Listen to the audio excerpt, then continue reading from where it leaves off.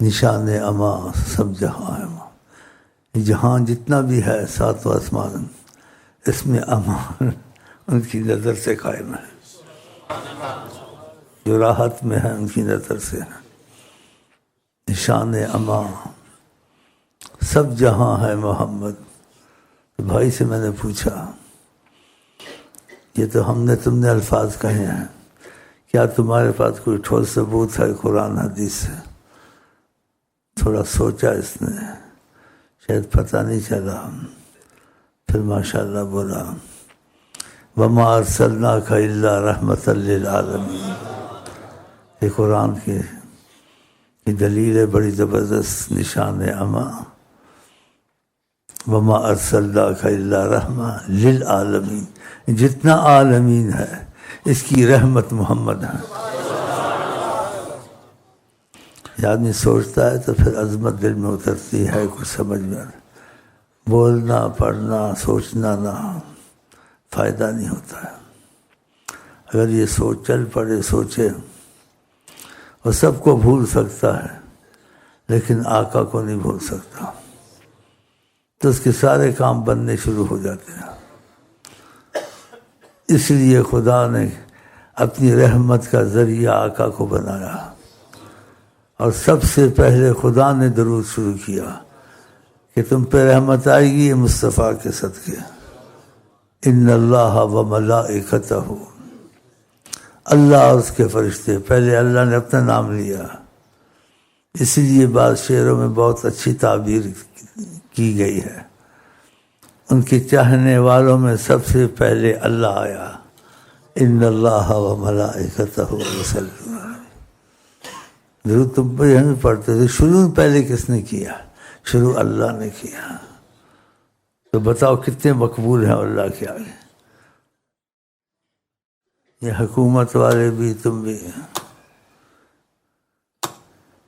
ایک مہینہ ہڑتال یہ کرنے سب کچھ بند ہے. اس پورے مہینے میں یہ رات دن درود پڑھیں اور 5 نمازیں. پھر دیکھو کیا ہوتا ہے پاکستان میں. تجربہ کر لینا. ایک مہینہ صبح شام درود شریف اور 5 نمازیں فقط. بس ان کے دیکھنے سے ایسے دیکھیں گے نا ہر چیز اپنی جگہ پہ آ جائے گی. یہ مہنگائی یہ دوسری، تو پھر تمہارا یقین بنے گا آگے. پھر کہے گا یہ بھی ہونا چاہیے. یہ سب کچھ کہتے ہیں لیکن درود کی تسبیح پڑھو، استغفار کی تسبیح پڑھو. نہ یہ اخبار میں نہ کالم میں نہ ٹی وی، یہ نہیں کہتے ہیں.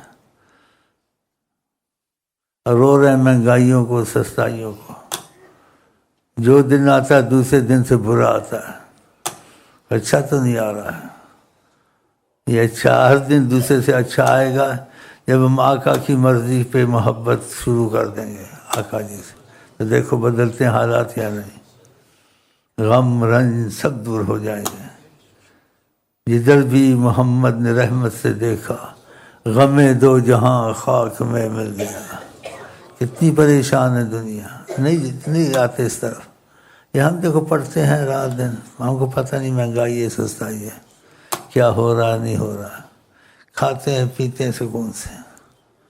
یہی پاکستان ہے، اسی میں سب کچھ ہم کو مل رہا ہے.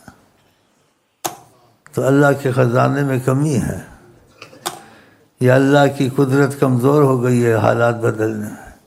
نہیں، آقا سے اللہ سے رابطے کا نہیں سوچتے ہیں. وہ وسائل چھوڑ دیے، دوسرے وسائل پکڑتے ہیں، اور وہ وسائل بھی ان کے کامیاب نہیں ہوتے ہیں. آپس میں پھوٹ ہے، ایک دوسرے سے دل نہیں ملتا، اور قسم قسم کی مصیبتیں روز پیدا ہو رہی ہیں. تو اس کا مطلب کیا؟ رحمت العالمین کی نظر اس طرف سے کچھ ناراضگی کی ہے. اگر یہ اس طرف آ جائیں یہ تمہارے لیڈر فیڈر جو ہیں، بلکہ چینل کھولتے ہیں اور لوگوں کو غفلت میں ڈالتے ہیں. آقا جی کہتے بغیرت جنت میں نہیں جائے گا. عورت کو آقا جی نے مسجد میں اجازت دی نماز کی، کہا پھر بھی اچھا ہے گھر میں پڑھے کہ آمنا سامنا نہ ہو. الحیاء من الایمان.